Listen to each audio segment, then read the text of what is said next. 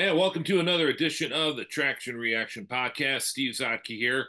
We're going to be talking about the legend AJ Foyt. I'm joined here by Art Garner, who has come up with a spectacular new book.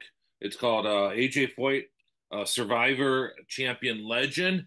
One of the things AJ, you did a live signing down at the AJ Foyt at the winery in Speedway, and expectations kind of exceeded what you guys were expecting, didn't you?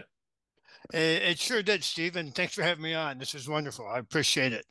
Yeah, we had about 250 books, I think, and when they said the line was at 600, we knew we were in trouble. Now, some people already had the book with them, but AJ was wonderful. He hung in there when all the books were gone. He posed for pictures with everybody who still wanted one. So it was quite a night. It was quite a night. It was a real tribute to him too. He was surprised at the number of people there, and he goes, "All these people are here for the book." I said, "No, AJ, they're here for you. That's who they're here for." And he even got a little misty-eyed. It was a special moment. Yeah, you and I have been blessed to spend a formidable amount of time with AJ, and the stories are incredible. Especially, I always kind of joke there's a good AJ interview and there's bad AJ interviews, and if he's engaged and he's interested in actually what you're asking, it's fantastic. We recently did a book on USAC stock car racing, and I did a real. It was supposed to be a medium kind of length interview, and it turned out to be a long interview because AJ was having so much fun talking about the old USAC stock cars, and we'll do a dive into that in another video. But with AJ with today, I wanted to chat about.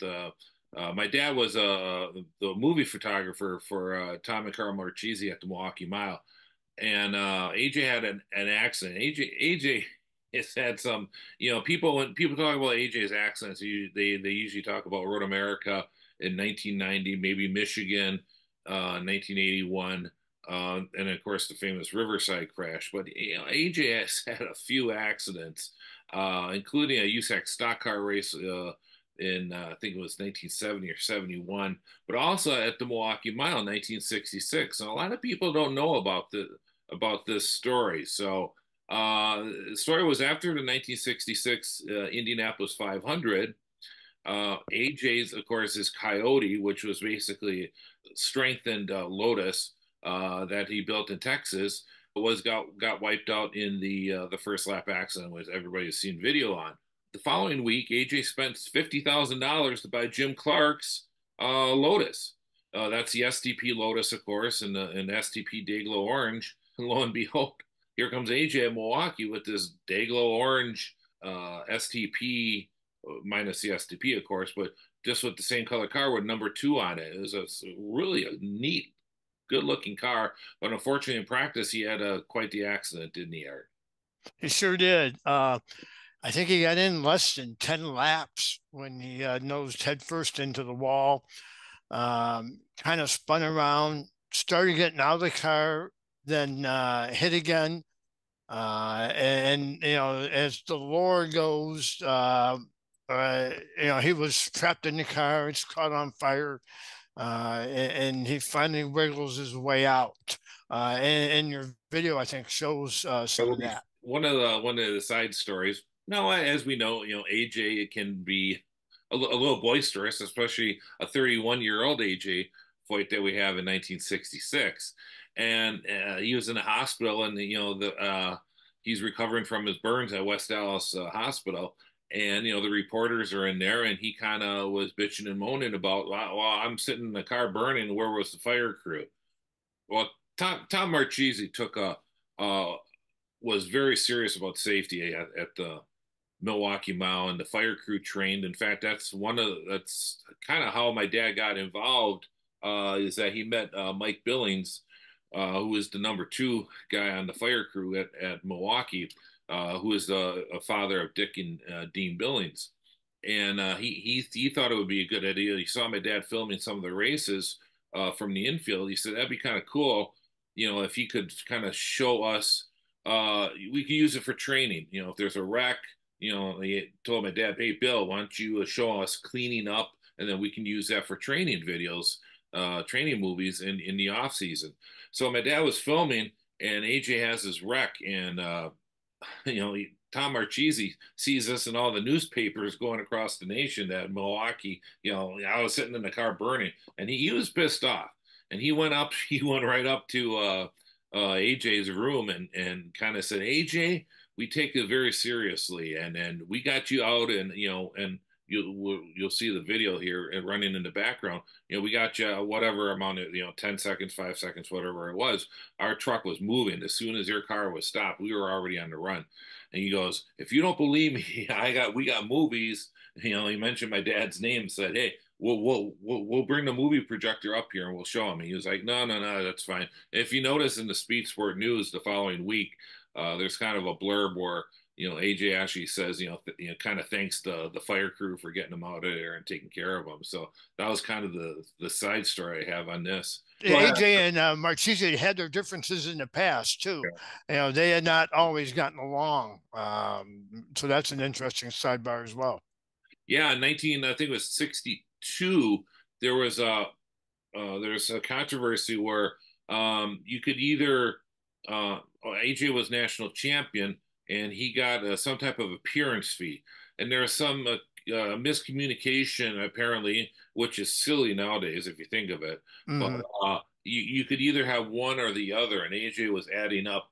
I'm getting this appearance fee, this, I get this, and the contingency prizes back then, which was important because this is how these drivers got paid, week to week to week. And the old adage is, if you had a kind of a journeyman IndyCar driver or USAC driver, how good of a year if they were going to have was whether they made the Indy 500 or not. So AJ was, quite serious about, okay, what am I getting paid? He's looking at the payoff sheet. He goes to Tom Marchese, where's my national champion, bonus, which was $100 or 250, whatever it was at that time. And they went at it, and Mm-hmm. AJ was not happy about it. And of course, this is once again, Art, as you're familiar with, one of these stories that always builds up over the years. And they even got to a point where AJ punched Tom Marchese, and if Tom Marchese was a little Italian businessman, about 5 foot, 5, Mm-hmm.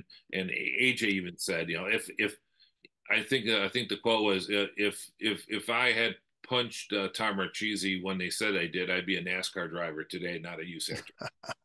Yeah, and AJ actually won that race. So here he was looking for another $100 after winning the race, Sure. and he was very contrite the next day, very apologetic the next day for what he had said and done after that race. Yeah. So the 1966 though, it's interesting. Where history, there's all these forks in the road and whatnot. But in 1966, he was supposed to team up with Lloyd Ruby with Ford at the 24 Hours of Le Mans, and he couldn't because of his burns. And then Ruby was also injured. So you wonder with I mean that would have been people don't realize how good of a road racer Lloyd Ruby was. It was kind of brushed over in the Ford versus Ferrari, and that's one of those situations where and anybody who's been ever involved with movie scripts and producing and whatnot, they especially when you have a situation with so many people in and out, they usually try and trim down the characters a little bit. And one of those people is Lloyd Ruby, unfortunately. But with what he was able to do with Ken Miles and him really bonded. Mm-hmm. Lloyd Ruby loved Ken Miles and vice versa. And you think of a team, a duo of AJ Foyt and Lloyd Ruby at Le Mans. What you wonder what could have happened.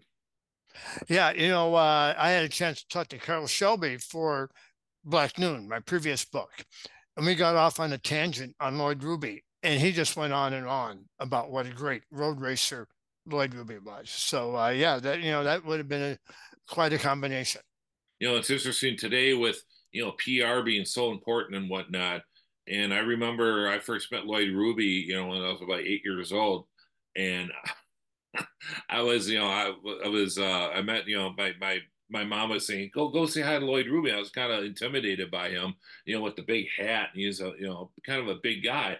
But I don't for what some reason I was kind of intimidated by him when I was a kid. And then once I met him, he was a super nice guy. If you would meet him at a restaurant or something, you would never have guessed how much of a feared race car driver he was on the tracks to his competitors. Mm-hmm. Just incredible. But yeah, I wanted to talk. I know we're talking about the Foyt book and that, but some of those who may not know, your '64 book. I think we first met at the Speedway probably about 10, 12 years ago when you were working on it, and I Right. was really excited about it because for that race, especially with the Sachs McDonald tragedy and everything involved with that, there was so much misinformation. And one of the things that I know a lot of us were so happy about is that you were able to get through all the misinformation and say this is what happened. Can you talk us through that journey real briefly, please? Yeah, Steve, thanks. And actually, it was the first time I interviewed AJ. It was one of those interviews where I was told you have 15 minutes. After that, it's up to AJ. An hour and a half later, we'll start talking. So it Yeah, was obviously a subject he won the race, obviously, and obviously a subject he enjoyed talking about. But there were all the stories about the Eddie Sachs car and the Dave McDonald car carrying 100 gallons of gasoline, right. and obviously there was nowhere to put 100 gallons of gasoline in either of those cars. They both had about 45 gallons. Um, there was talk about the smaller tires the Thompson car had been developed with, and how it's usually said that it appears that that was a late rule change by USAC, but it was done 6 months earlier. So Thompson had a chance to actually test and develop that car with the larger tires. And there were just a lot of sub stories on the technical aspects that went with that. But it was really human stories that really interested me. I had chance to talk to Sherry McDonald, Dave McDonald's wife, who had really never talked about the race since then. And she just opened her heart. And, that's really what inspired me to finish the book. She was just an inspiration to get it done. Yeah, getting back to safety was so much different back then. It's funny when you see a modern race car driver. I've been in a situation, I'm sure you have too, where especially if you're in a museum setting or if some of the vintage cars are there, and I can remember showing some of the drivers pointing out different designs on these older race cars to them, and they're just shaking their head. Like, I cannot believe somebody would get into one of these. And meeting these drivers like Foyt and others, that was their job. They didn't think it was a different mindset back there Mm-hmm. then, wasn't it? Dan Gurney said it best. You had a World War II mentality. Yeah. Sooner or later, you were going to get it.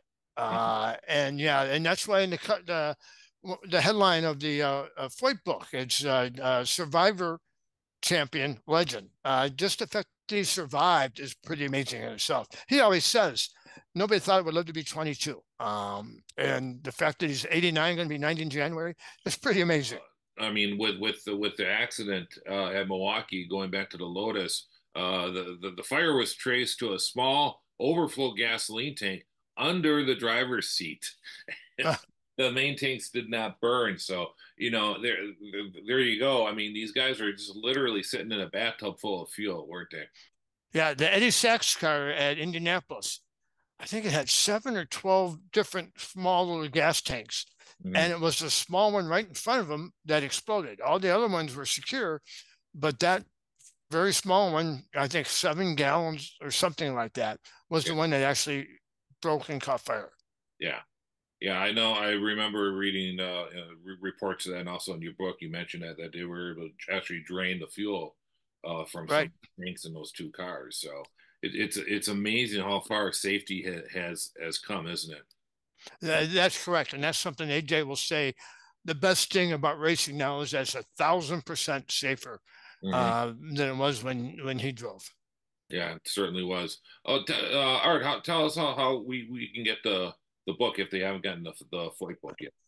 It's published by Octane Press. and on their website you can get a copy. In fact, they still have an introductory price of $29.95. The cover price is $39.95. I think that's what Amazon is still charging. And most of your, Barnes and Noble, most of your major bookstores, their websites, you can get it through them. They're not all stocking them in the store. Mhm. In fact, I think we're just about, we're going, the book's going into a second printing already. It's had a great start. It's been a bestseller on Amazon all month. So things are up to a really good start, and it's going into a second printing. But you can get it almost anywhere online for sure. Tell us what's one of the most surprising things when you were doing the research of this book that you kind of uncovered that right, kind of made you scratch your head. I guess one overall thing was that I thought I knew. I've been a race fan since the mid '60s. I thought I knew a lot about AJ Foyt. There was a lot I didn't know. I was just scratching the surface. Probably one story that a lot of people have heard that I'd always heard was that the one about the big crash at Riverside in a stock car. That Parnelli Jones had gone into the car and cleared some dirt out of AJ's mouth and helped him breathe. And people had declared him dead supposedly. When Parnelli said he noticed when Parnelli supposedly noticed the movement, went in the car, cleared his mouth off, and saved AJ's life.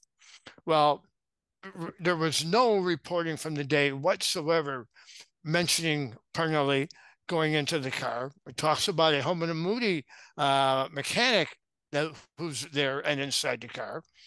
But the biggest story is Parnelli says it never happened. And if Parnelli Jones says it didn't happen, I believe him. Yeah. So, I think that's probably the biggest legend or myth of AJ and Parnelli too that I found out didn't really happen. Yeah, that's see all these little tales that grow and grow and grow over the years. So we certainly appreciate that, and we'll be talking more with Art as we kind of cover the sales and talk about AJ because there's so many things to talk about. So Art, we appreciate it, and we'll be checking in again. Sounds good. Appreciate it, Steve. Thank you. All right, thank you. That's Art Garner, and then we'll have the links below. And don't forget to like and subscribe to the Traction Reaction Podcast. Thank you.